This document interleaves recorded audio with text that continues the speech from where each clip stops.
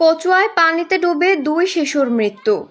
নাসির উদ্দিনের তথ্যচিত্রে বিস্তারিত জানাচ্ছি আমি সুমেয়া জাহান নাবিলা। চাঁদপুরের কচুয়ায় একই পুকুরে ডুবে দুই শিশুর মৃত্যু হয়েছে। বৃহস্পতিবার কচুয়া ও পৌরসভাধীন করইয়া গ্রামের পুকুরের পানিতে ডুবে তারা মারা যায়। নিহত মেহেদী হাসান উপজেলার করইয়া গ্রামের অটোরিকশা চালক আলমের ছেলে এবং জাবেদ মাসুদ বাবুর্চির ছোট ছেলে। নিহত জাবেদের বাবা মাসুদ বাবুর্চি বলেন, দুপুরের দিকে জাবেদ তার সহপাঠীদের সাথে খেলতে যায়। প্রায় 2 ঘন্টা যাবৎ তাদের কোনো খোঁজ ছিল না। গোসল করতে গিয়ে দুজনকে পানিতে ভেসে উঠতে দেখেন হাসানের ফুফু।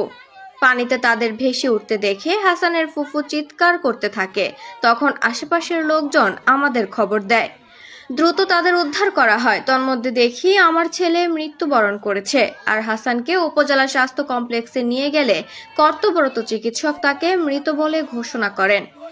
অপরদিকে হাসানের বাবা অটোরিকশা চালক আলম বলেন, আমার ছেলে হাসান মাসুদ বাবুর্চির ছেলে জাবেদের সাথে খেলা করছিল। কিছু সময় পর আমার বোন আন্দিতে গোসল করতে গিয়ে তাদের দুজনকে পানিতে ভেসে উঠতে দেখে।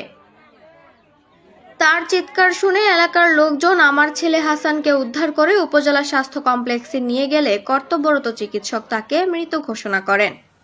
কচুয়া উপজেলা স্বাস্থ্য কমপ্লেক্সের আবাসিক মেডিকেল অফিসার জাহিদ হোসেন জানান, মেহেদী হাসান নামে পানিতে ডুবে যাওয়া একজন শিশুকে হাসপাতালে নিয়ে আসা হয়েছিল। হাসপাতালে নিয়ে আসার পূর্বেই তাদের মৃত্যু হয়েছে। Popular BD news, Kachua, Chandpur.